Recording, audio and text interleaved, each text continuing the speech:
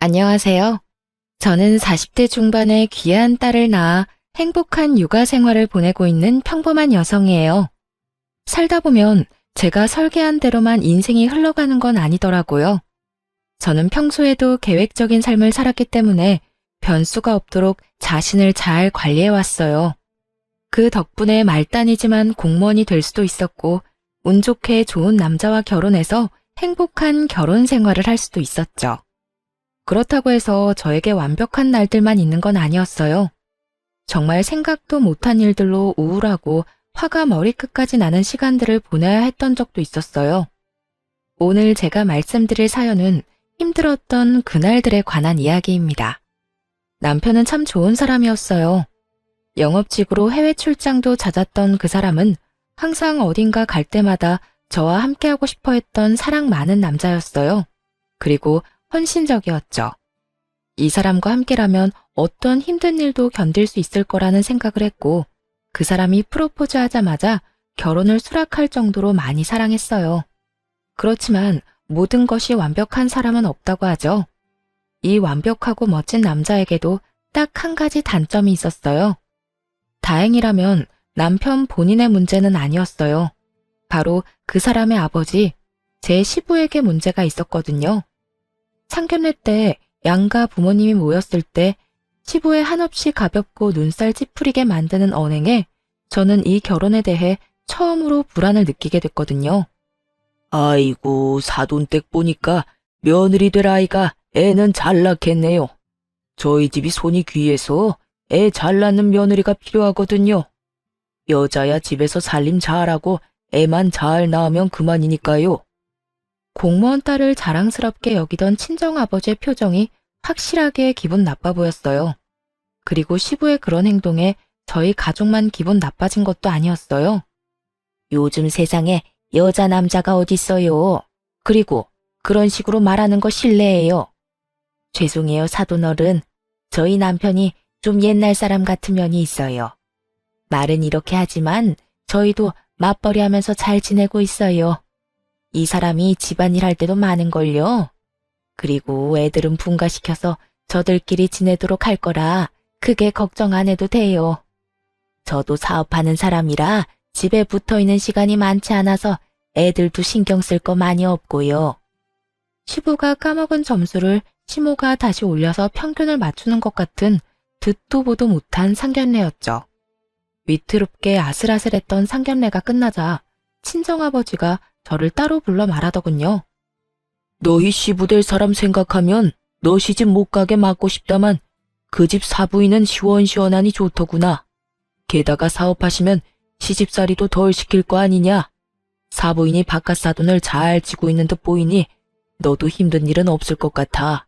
그거 하나는 마음이 놓이구나.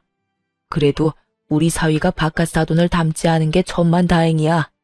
다정다감하고 널 많이 위하니 아빠는 그거 하나만으로도 다행이라 생각해.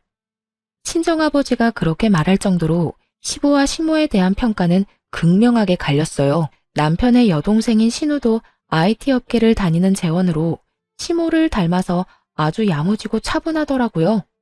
그 4명의 가족 중에 시부만 딱 다른 종류의 사람이었어요. 시모가 왜 저런 남자와 결혼했는지 모를 정도였죠. 정말 다행인 건 우리 가족이 본 것보다 훨씬 더 시부가 시모에게 잡혀 살고 있었다는 점이에요. 게다가 시모 집안이 잘 사는 편이라 시모에게 평소에 꼼짝도 못한다는 걸 알았거든요. 그렇게 남편과 저는 결혼 날짜를 잡았어요. 그런데 문제는 그 후에 벌어졌어요.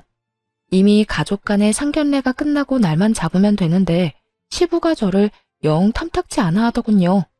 한 번은 저희 결혼을 빌미로 할 이야기가 있다며 시부가 저를 불러냈어요. 남편과 함께 가려고 했는데 그때 남편이 출장 중이라 혼자서 가야 했거든요. 혼자 가는 게 걱정돼서 남편에게 전화를 했죠. 아버지가 당신을 불렀다고? 나한테는 아무 말 없긴 하셨는데. 벌써 상견례도 다 끝났고 날만 잡으면 되는데 무슨 일이야 있겠어? 많이 걱정되면 내가 아버지한테 무슨 일인지 물어볼까? 나한테만 할 이야기 있다는데 당신이 왜 부르냐고 물으면 아버님이 좋아하시겠어? 말 안 듣는 며느리처럼 보일 것 같은데 그냥 내가 가보고 자기한테 연락 줄게. 그렇게 남편과 통화하고 시부가 부르는 곳으로 나갔어요. 그런데 밖에서 만나자 시부가 저를 지그시 보더니 입을 열더군요. 아가씨, 우리 아들이랑 진짜로 결혼할 거야? 상견례 때는 우리 와이프 때문에 내가 말은 못했는데 나는 아가씨가 마음에 안 들어. 그러니까 알아서 우리 아들이랑 헤어져 주면 안 될까? 이런 말을 상견례가 끝나고 시부될 사람에게 들을 거라고는 상상도 못했죠. 벙찐 제 얼굴에 대고 그 사람은 안색 하나 바뀌지 않고 이어 말하더군요. 내가 왜 이런 말 하는지 궁금한 표정이네. 나는 말이야, 원하는 며느리상이 있어요. 그런데 아가씨는 내가 원하는 것과는 정반대야. 그 중에 하나가 아가씨 나이지. 우리 애가 35인데 아가씨가 38이잖아. 나이가 많은 것도 싫은데 내가 싫어하는 일하면서 남편 내조 안 하는 그런 여자네. 그러니 내가 반대를 좀 하겠다는 거지. 아들도 지금은 아가씨 좋아서 결혼하겠다고 하지만 자기보다 더 늙어가는 아가씨 얼굴 봐도 좋아할까? 지금이야 헤어지고 울고불고 해도 결국에는 나한테 감사할 거야. 듣는 내내 이 사람의 정신 상태와 수준을 의심하게 되는 말들이었어요. 정말 시부는 최악의 사람이었죠. 그렇다고 여기서 물러설 생각은 없었어요. 이 사람만 빼면 저한테 호의적이고 좋은 사람들 뿐이니까요.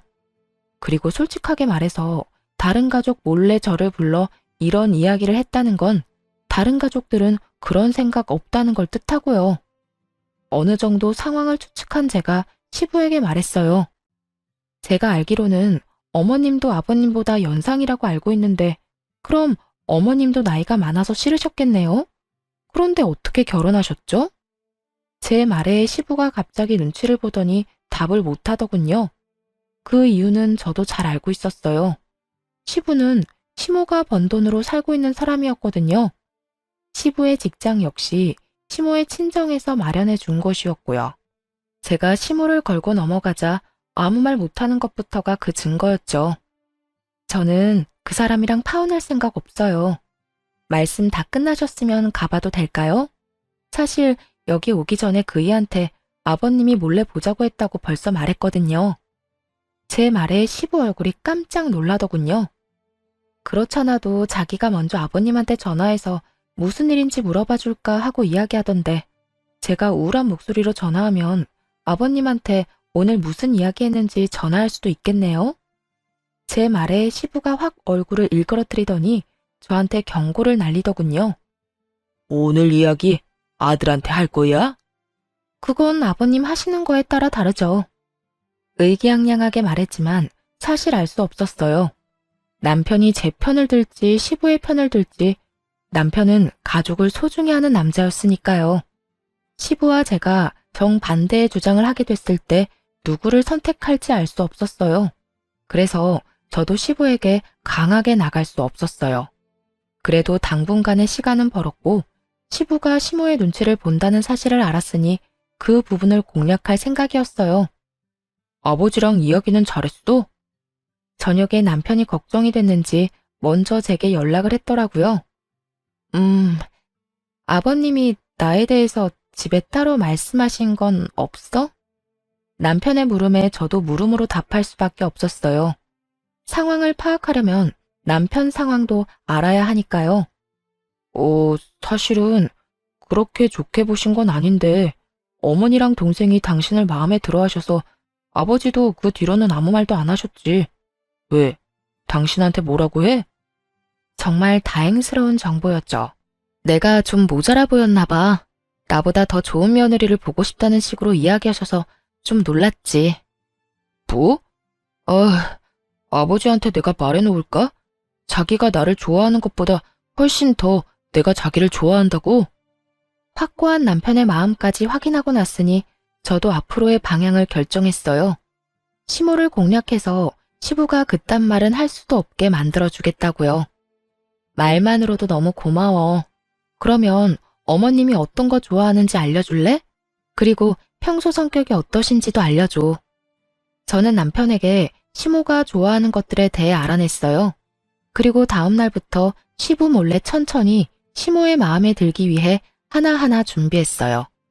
그리고 6월의 어느 날 아침부터 시댁을 찾았어요. 뜬금없이 찾아온 저에게 남편도 시모도 깜짝 놀라더라고요.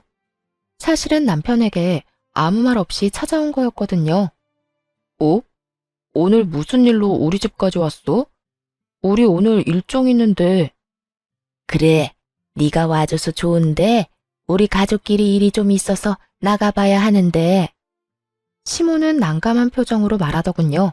그래서 제가 하얀색의 작은 조합꽃을 건네며 말했어요. 알고 있어요. 오늘 그이 외할머님 기일이잖아요. 작년에 들었어요. 사실 오늘 와야 할까 말아야 할까 고민 많이 했거든요. 그래도 저희 이제 상견례까지 했고 곧 가족 되는데 이런 행사에는 빠지면 안 될 것 같아서 이렇게 연락도 없이 불쑥 찾아뵙게 됐어요. 혹시 제가 잘못한 걸까요? 제 말에 시모가 눈시울을 붉히더니 기특하다는 듯 제 얼굴을 보더라고요. 그러면서 제가 건넨 꽃다발을 안고는 저를 꼭 안아주시더라고요. 너무 고맙다. 어쩜 이렇게 섬세하니? 그래, 너도 이제 가족이지. 우리 같이 가자. 그러자 시부가 뒤에서 또 초를 치는 소리를 하더군요. 상견례 했다고 가족은 아니지. 아가씨 경우가 없네. 가족 행사에 이렇게 다짜고짜 끼어들면 어떡하나? 생각이 짧아도 이렇게 짧을 수가 없어. 그리고 너 아직 우리 가족 아니야.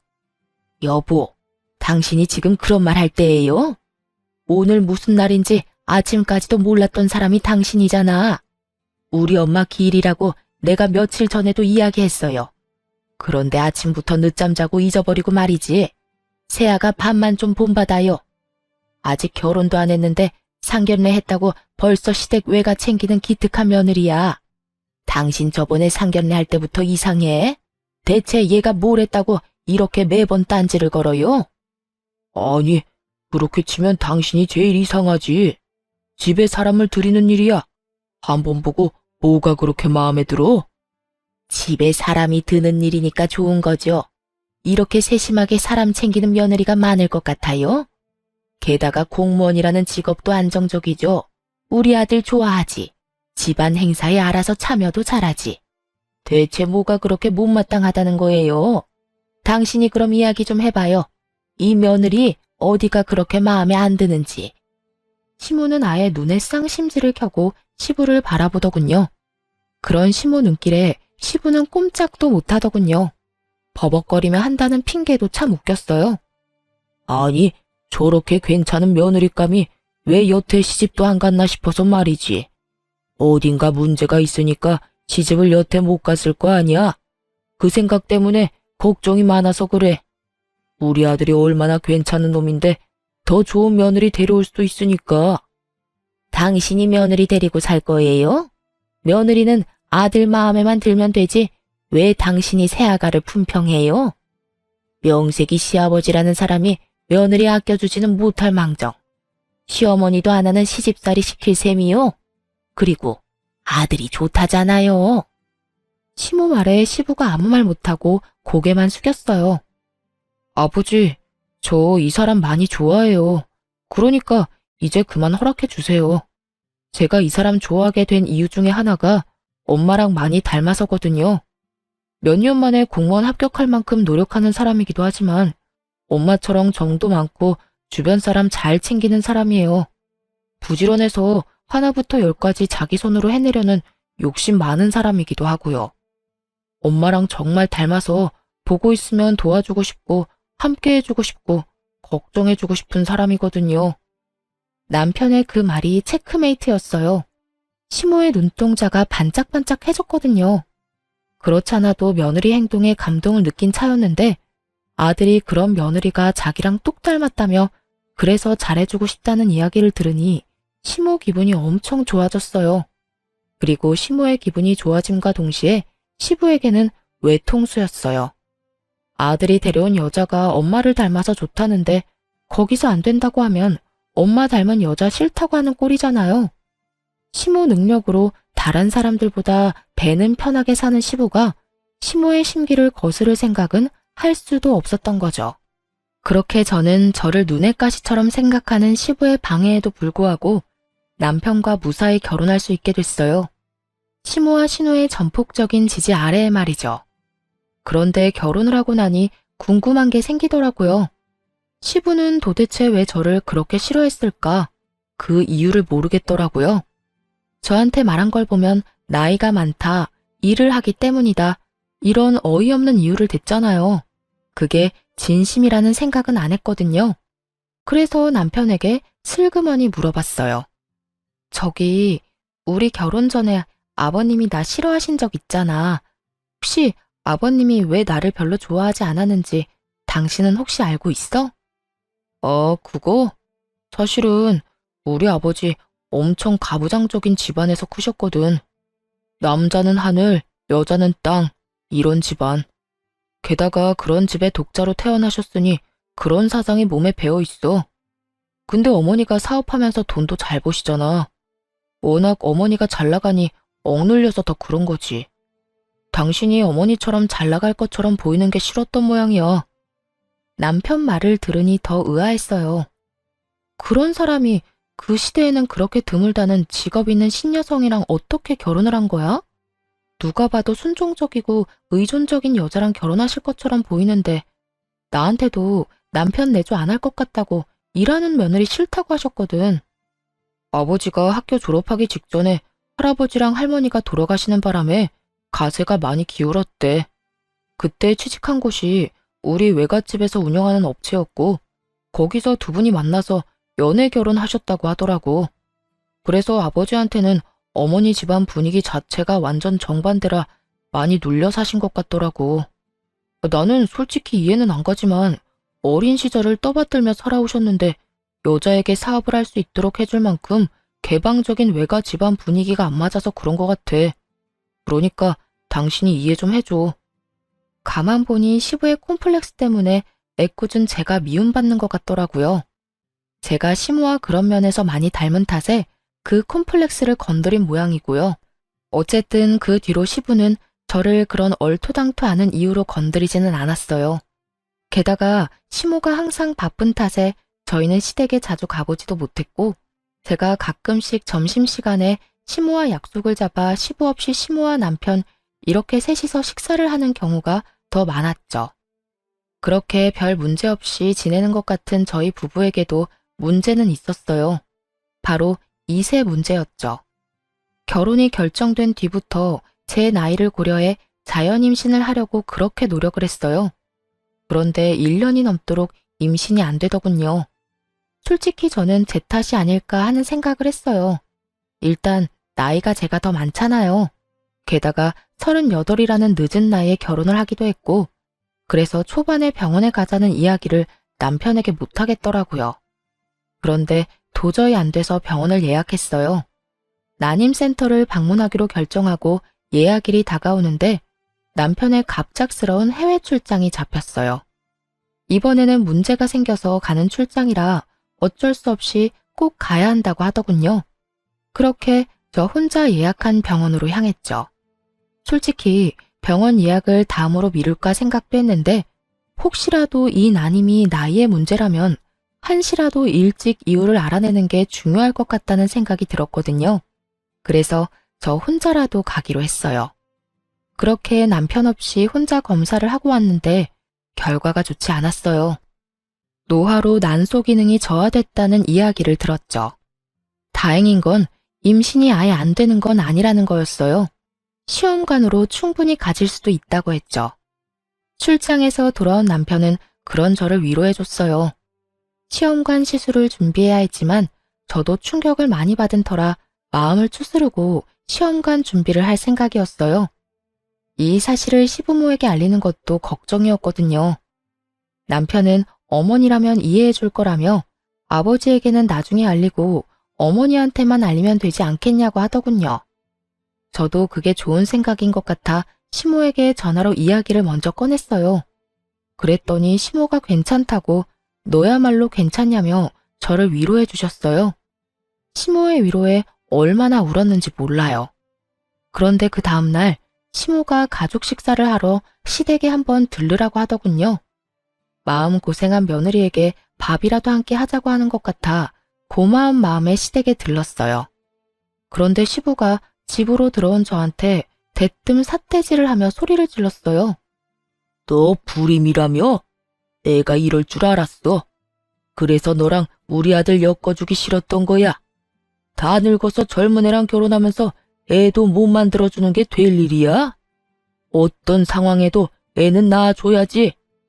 벼르고 있었던 모양인지 시부의 말에는 가감이 없었어요. 필터링 없이 뇌에서 나오는 대로 짓거리고 있었죠. 보다 못한 남편이 시부를 말렸어요. 아버지, 그만하세요. 제 와이프한테 무례하게 굴지 마시라고요. 그리고 불임이 아니라 난임이에요. 저희 시험관 하기로 이미 결정했고 준비 중이라고요. 아이고, 늙은 난자가 퍽이나 도움이 되겠다, 응? 넌 왜 이렇게 속이 없어? 도대체 이런 여자 어디가 좋단 말이냐, 응? 세상에 널리고 널린 게 여자야.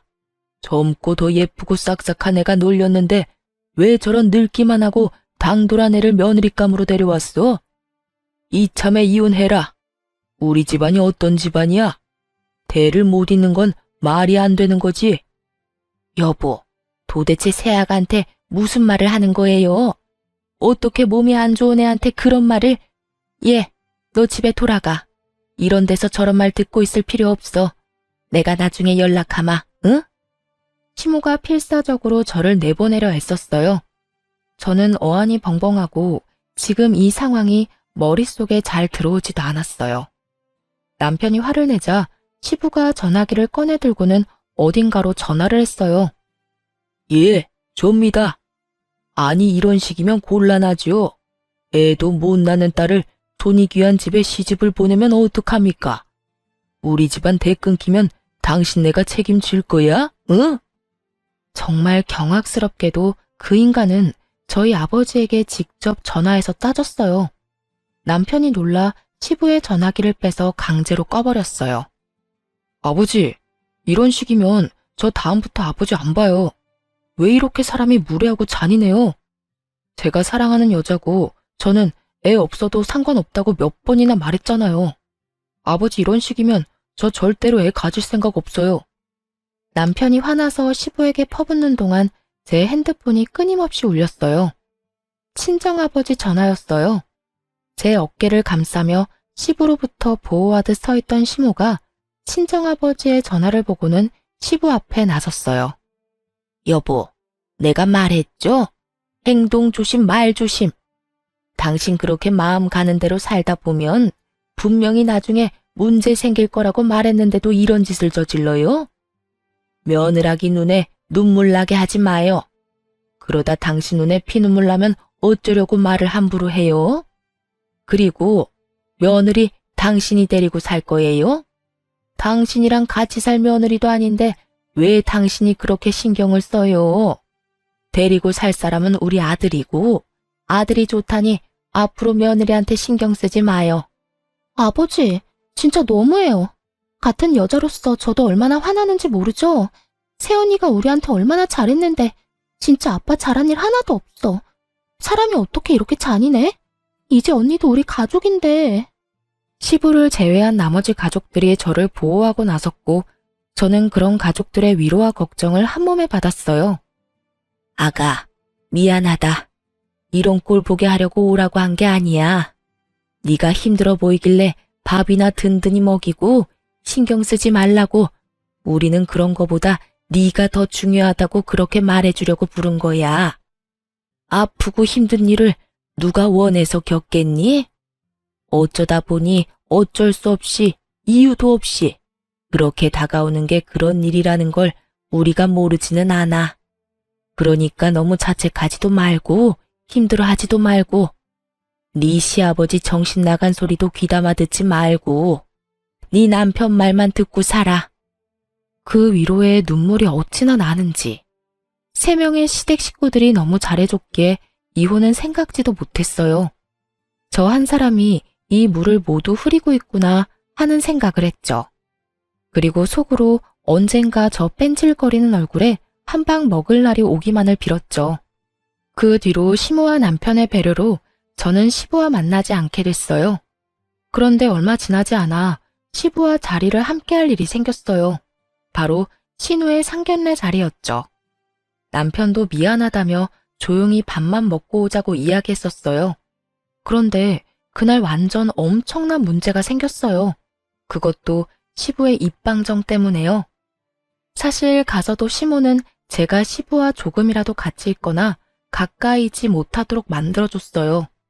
그래서 시부가 저에게 시비를 걸지도 못했죠. 그리고 상식적으로 이런 자리에서 며느리에게 시비를 거는 시부를 보고 그 결혼이 성사될 리 없잖아요. 그래서인지 냉랭하기는 했지만 상견례 자체의 분위기는 나쁘지 않았죠. 그런데 시부가 곁들여 나온 인삼주를 꼴깍꼴깍 마시기 시작하더니 정신 나간 소리를 입 밖으로 내는 거예요. 사돈, 우리 딸이 제 입으로 말하기도 그렇지만 참 괜찮은 딸입니다. 데려가시면 횡재하시는 거예요. 예, 그렇겠지요. 저희도 그렇게 생각하고 있습니다. 저는 남 좋은 일만 해주는 사람이에요. 보세요. 억만금을 줘도 부족할 만큼 귀한 제 딸은 남의 집에 보내고 저희 집에는 망가진 걸 데려왔으니 제가 원통해서 요즘 밤마다 잠이 안 와요. 세상에 며느리가 불임이라 애를 못 낳는다는데 이보다 더 나쁜 일이 어디 있겠습니까? 아들이 둘인 것도 아니고 하나뿐인데 말이죠.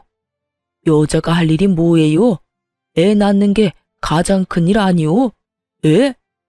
시부의 그 말에 시모와 신우가 사색이 됐어요. 상대방 쪽도 완전히 당황해서 눈치만 보더군요. 여보, 당신 술 너무 많이 취했어요. 죄송합니다. 이 사람이 술을 좀 과하게 했어요. 오늘은 여기까지만 하고 돌아가서 나중에 나를 잡아서 다시 간소하게 만나든지 합시다. 시모가 겨우겨우 상황을 정리하고 남편은 화가 끝까지 난 상태로 시부를 집으로 데리고 왔어요. 오는 길에 시부가 술이 좀 깼는지 집에서 완전 난리를 피웠어요. 내가 못할 말했어? 애 못 낳는 거 보고 애 못 낳는다고 그러지. 쓸데없는 거 맞잖아. 아빠, 어떻게 그런 말을 제 상견례에서 하실 수 있어요? 도대체 새언니 이야기는 거기서 왜 해요? 제 상견례잖아요. 아, 아버지 행동 하나에 제 평판이 달린 걸 모르셔서 이래요? 당신 도대체 왜 이래요? 왜 이러긴? 너희도 그러는 거 아니다. 왜 며느리 편만 들고 내 편은 안 드는 거냐? 아니 이 집안에서 대가 끊기는 걸 걱정하는 사람이 나뿐이란 말이야? 그런 이야기를 꺼내는 시부를 보며 남편이 참지 못한 듯 앞으로 나와 시부에게 말했어요. 아버지, 저 이번 일 그냥은 못 넘어갑니다. 그러니 이 사람한테 사과하세요. 어서요. 내가 잘못한 게 없는데 왜 사과를 해? 어디 임신도 못하는 주제에 결혼을 하겠다고 손이 귀한 집에 시집을 와? 그게 아버지 마음이에요? 알겠습니다. 사과하실 마음 없으시면 저도 이제 앞으로 아버지 안 보고 살게요. 넌 가족보다 그 여자가 더 좋단 말이냐? 네가 어떻게 나한테 그럴 수 있어? 너 장손이다. 우리 집 독자야. 아버지야말로 저한테 왜 그러셨어요? 제가 이 사람을 얼마나 사랑하는지를 알면서 결혼 전부터 지금까지 꾸준히 제가 말씀드렸잖아요. 저희 와이프 좋은 사람이라고 제발 저한테 하듯 잘 대해달라고 말이에요. 전 이 사람 말고 다른 사람은 필요 없어요. 그리고 아버지 하는 행동 덕분에 애도 갖고 싶지 않고요. 그러니 앞으로 제 와이프한테 애를 못 가지느니 어쩌느니 그런 이야기 하지 마시고 저한테 말씀하세요. 제가 애 안 가질 생각이니까. 그리고 아버님이 이 사람한테 사과할 때까지 아버지하고 만날 일 없을 거예요. 남편의 폭탄 선언에 시부가 열이 받아서 얼굴이 시뻘겋게 변했어요. 야, 네가 어떻게 그래? 어떻게 며느리 편을 들어? 그래서 내가 며느리 괴롭혔다고 날 협박하는 거야? 편한 대로 생각하세요. 그리고 아버지 안 보겠단 말 협박으로 한 말 아니에요. 동네 창피하게 어디 가서 술 마시고 그런 이야기나 하는 사람 제 아버지로 두는 거 저도 싫어요. 그러니 앞으로 제 얼굴 볼 생각 마세요. 남편은 시부를 충격에 빠뜨린 뒤 저를 데리고 밖으로 나왔어요. 남편이 말하는 내내 시모와 신우가 아무 말 없이 남편 눈치만 보는 걸 보니 아마 미리 세 사람은 이야기가 다 되어 있었던 것 같았어요. 그게 아니었으면 시모가 중간에라도 말렸었겠죠. 그런데 그게 아닌 걸 보면 시모도 남편의 그런 생각은 알고 있었던 것 같더라고요. 그렇게 집에 돌아온 남편이 저한테 한 이야기는 뜬금없이 강아지 입양이었어요. 여보, 우리 애 가지지 말자. 애 가지지 말고 강아지나 키우면서 살자. 요즘 세상에 애 없이 사는 사람들 얼마나 많은데. 그리고 나는 당신만 있으면 돼. 그러니까 애완동물 같은 거 키우면서 우리끼리 살자. 한편 말이 너무 고마웠지만 또 한편으로는 서운하기도 했어요. 저는 아이가 가지고 싶었거든요. 그래서 남편을 설득했어요. 아버님한테 화난다고 아이를 안 가지는 건 아닌 것 같아. 우리 시험관 해보자. 나 이대로는 정말 분하고 원통해서 못 살 것 같아. 할 수 있는 데까지 해보고 안 생기면 그렇게 해. 딱 2년만.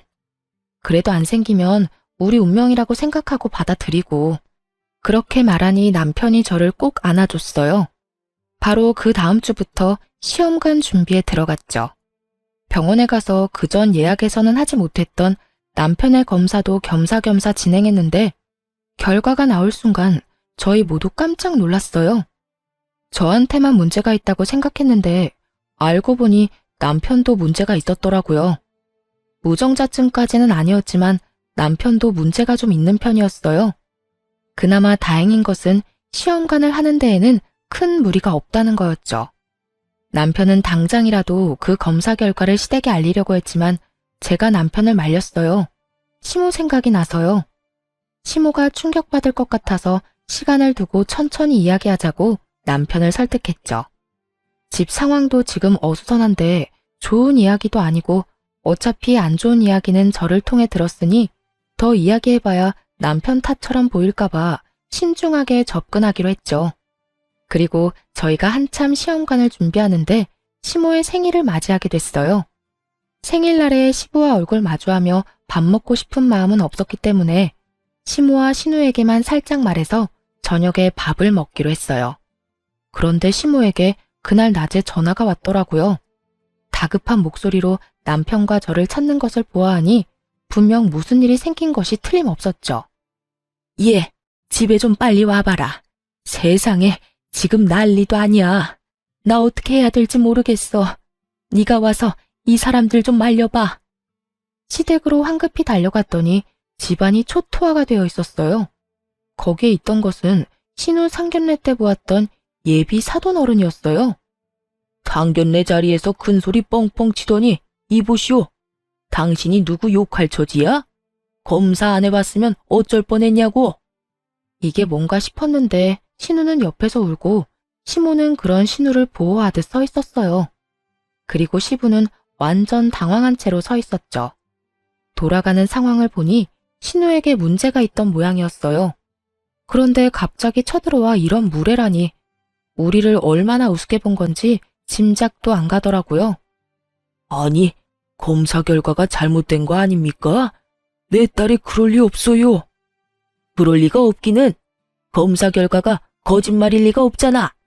아니, 어떻게 애도 못 낳는 여자를 들이밀어? 난 이 결혼 절대 허락 못해. 애 낳는 게 여자 할 일이라던 당신이 설마 이러고도 우리 애한테 당신 딸 들이미는 건 아니겠지? 우리 집안이 대를 잇는 게 얼마나 중요한데 사돈 될 사람 앞에서 며느리 욕하는 거 보고 혹시나 싶어 검사했는데 말이야. 될 수가 없으려니까. 그만하세요. 여기서 한마디만 더 모욕적인 말씀하시면 경찰 부를 거예요? 무슨 말하고 싶은지 아니까 여기서 그만하고 돌아가세요. 제가 그렇게 말하자 그 사람도 저를 째려보더니 나가더군요. 한시름 놓는데 시부가 신우 손목을 끌어당기며 말하더군요. 네가 불임이라고? 거짓말일 거야. 병원 한번 가보자. 다시 검사해야 할 거 아니냐? 시부 행동에 신우는 더 울고 시모가 완전 열받았는지 시부 앞에 허리에 손을 척 얹고 서서 소리쳤어요. 이제 속이 시원해요? 저 사람이 여기 와서 행패 부린 거 다 당신 탓이야. 상견례 자리에서 그렇게 며느리 욕을 하는 무례한 행동을 서슴없이 했으니 상대방도 우리를 깔본 거잖아요. 내가 누누이 말했죠? 행실 조심하라고. 당신이 사람 많은 데서 며느리 망신 주니 우리한테 똑같은 짓 한 거잖아. 왜 나한테 그래? 내가 뭘 어쨌다고? 지금 이럴 때야? 날 검사 다시 하러 가야지. 한 번 했으면 됐지. 애한테 또 상처 줄 셈이에요? 머리라는 게 달려있으면 생각을 좀 하고 살아요. 검사 다시 해서 어떡하려고요? 확인을 해야지. 확인해서 뭘 어쩔 건데? 확인 사살시키려고? 그만하세요. 아버지, 이렇게까지 저를 비참하게 만들 셈이에요? 아버지가 무슨 생각하고 있는지 알겠어요. 여태 올케 언니한테 하던 막말을 저한테 하고 싶은 거겠죠. 저 지금 아버지 얼굴도 보고 싶지 않아요. 내가 누누이 말했죠? 남의 눈에 눈물 나게 만들지 말라고. 옹졸한 마음으로 며느리 눈에 눈물이나 나게 만들더니 결국은 제 딸한테 피눈물 나게 만든 게 당신이야. 왜 입방정을 떨어요? 당신이 상견례에서 그딴 말만 안 했어도 저 사람들이 이런 식으로 난동 피울 일은 없었지. 그렇게 시모가 화내고 있는데 남편이 신우를 달래며 그렇게 말하더군요. 요즘에 난임이라는 거 불치병 아니야. 내가 병원 가서 알아봤거든. 그리고 나도 검사 결과 안 좋았어. 신우를 달래려고 한 그 말에 시부가 뜬금없이 눈에 불을 켜더니 시모를 쳐다보며 손가락질을 하며 큰 소리를 쳤어요. 가만 보니 당신이 잘못한 거네. 어떻게 문제 있는 자식들만 낳아서 나를 이렇게 비참하게 만들어? 지금 당신 무슨 말을 하는 거야? 이 미친 인간아. 뭐? 나 때문? 애는 혼자 낳아. 내가 혼자 만들었어? 너 반, 나 반이야. 이 인간이 어디서 남 탓을? 그럼 그게 내 탓이겠어? 옆엔 내가 일이나 한답시고 나돌아다니니까 애들이 이렇게 하자가 생긴 거야. 내가 처음부터 그런 생각 들었지. 당신이 이렇게 문제 있는 자식을 만들 줄 알았으면 당신 안 만나고 그때 만나던 여자 계속 만났을 거야. 이 사람이 정말 보자 하니까 그럼 그 여자 만나러 가요. 지금이라도 자식 낳아줄지 누가 알아? 그렇게 시부는 그동안 억눌렸던 자신의 콤플렉스를 거의 대부분 쏟아냈어요. 시모는 그 소리를 듣고 참지 않았지만 그렇다고 시부 일자리까지 어떻게 하지는 않았어요. 시부는 시모의 친정에서 운영하는 곳에서 일하고 있었거든요. 그것도 시모가 꽂아준 곳이었죠. 곧 은퇴라는 걸 알고 있었으니 분란을 만들고 싶지 않았던 것 같아요. 은혜도 모르고 시모에게 네 잘못이라며 말하는 시부를 보니 참 갈 때까지 갔구나 싶었어요. 두 분이서 싸우는 걸 구경하고 있을 수만은 없어 남편이 대충 두 분을 떼어놓고 저희는 집으로 돌아왔어요. 남편은 그 뒤로 진짜로 시부와 연락을 끊었고 신우도 연락을 하지 않는다고 하더군요. 그 말이 사실인 게 시부가 정말 오랜만에 저한테 전화를 했거든요. 남편이 전화를 받지 않으니 제 번호로 전화할 수밖에 없었을 거예요. 네가 우리 아들 숨겼지? 이놈의 아들들이 하나같이 아버지 말은 안 듣고 말이야. 중간에서 나랑 연락하지 말라고 한 거 너 아니야? 어린 년이 싸가지가 없어. 그이가 아버님 연락 안 받는 건 저 때문이 아니에요. 아버님 때문이죠. 그리고 기분은 좋으세요? 저희 아버지한테 했던 말들 고스란히 돌려받았잖아요. 딸 트집 잡아 욕하고 덤비는 시댁 보는 기분은요? 다행이라고 생각해요. 얼마 전에 아버님 때문에 듣지 않아도 될 말까지 들은 저희 아버지 기분을 알게 됐잖아요. 그리고 자식들하고 연락하고 싶으면 자식들한테 직접 연락하세요. 쓸데없는 며느리 도움은 왜 구하시는지? 너 지금 나한테 빈정대는 거야? 어? 길게 듣고 싶지도 않아 전화를 뚝 끊어버렸어요. 그런데 통화 중 찜찜한 말을 들은 것 같았어요. 아들들이라는 말이 이상하잖아요. 아들이라고는 남편 하나 있는 시부가 아들들이라는 말을 할 필요가 있나요? 뭔가 무의식 중에 나온 말인 것 같은데 기분이 쎄했어요. 설마 했죠. 그렇게 찜찜한 시간이 흘렀죠.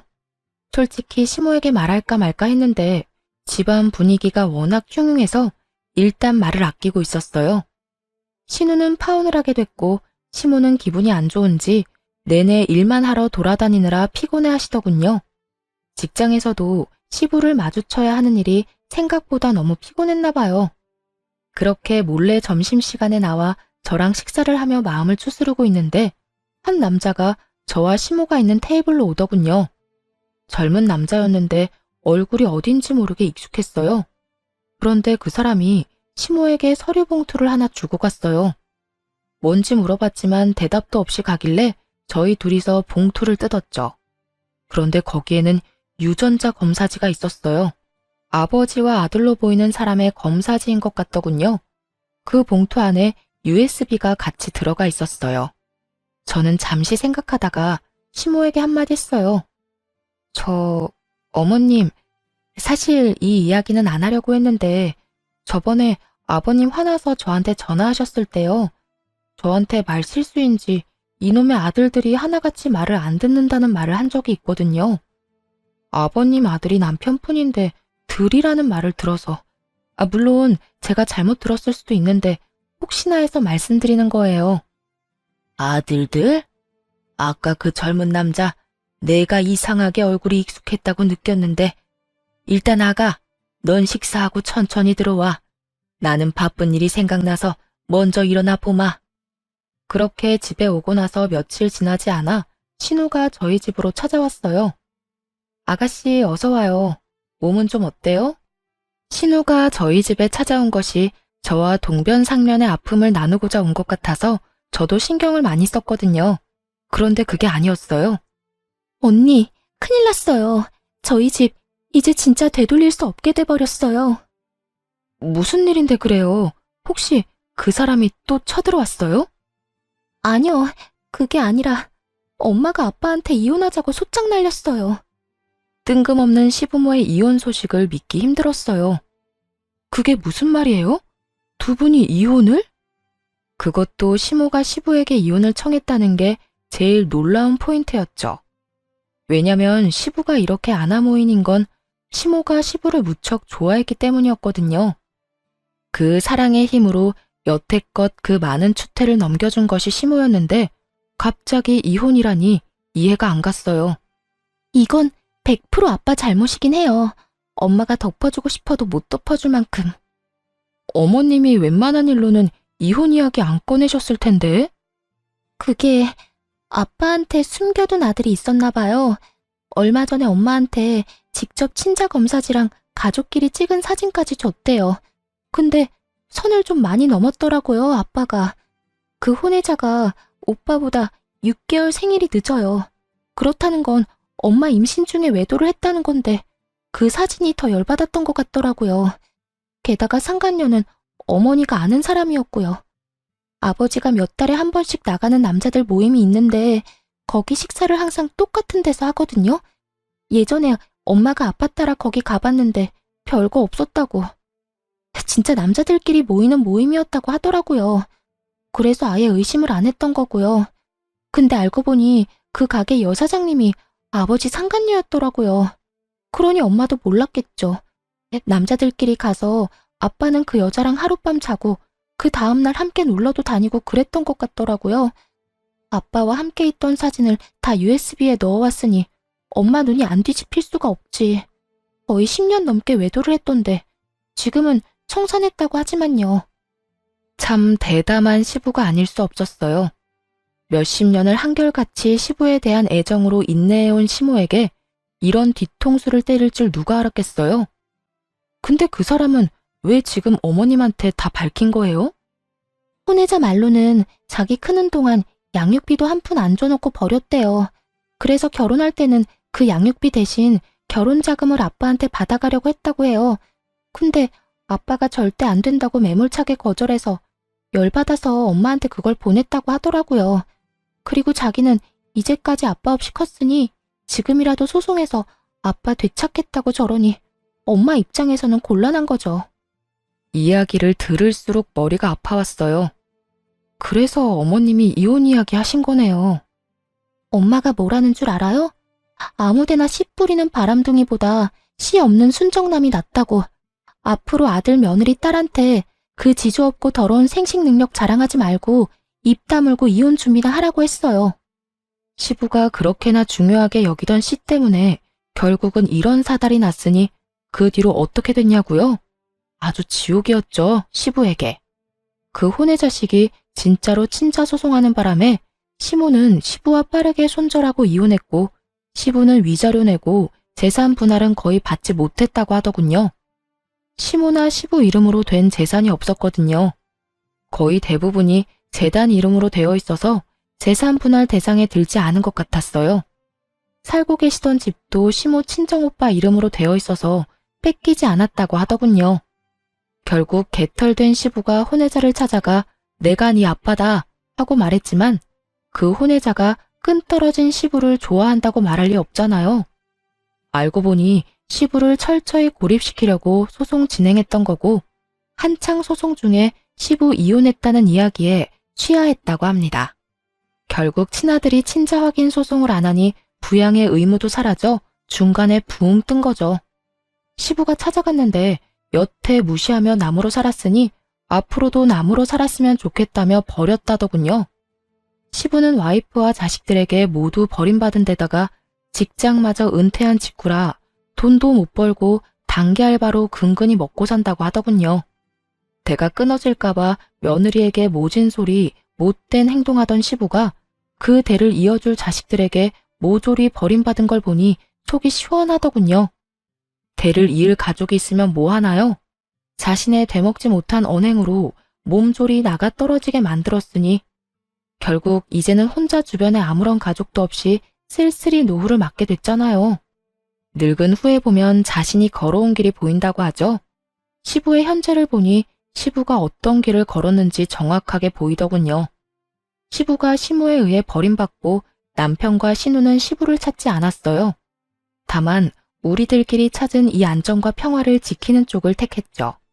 저와 남편은 어렵게 시험관으로 아이를 낳았고 신우는 그때의 남자와 헤어지고 다른 남자와 결혼해 저희처럼 시험관 시술을 준비 중이에요. 시모는 한동안 시부와의 피 터지는 이혼 소송으로 힘들어하긴 했지만 첫 손주 소식에 예전처럼 밝은 미소를 보내주고 있어요. 요즘에는 손주 재롱 보는 재미로 행복한 노후를 만끽하고 계시죠. 정말로 결혼을 하고 태풍 같은 일들이 휘몰아쳤던 것 같아요. 그래도 인생 통틀어 그런 안 좋은 날만 있는 건 아니잖아요. 나쁜 일 있으면 좋은 일도 있고 그게 인생이라고 생각해요.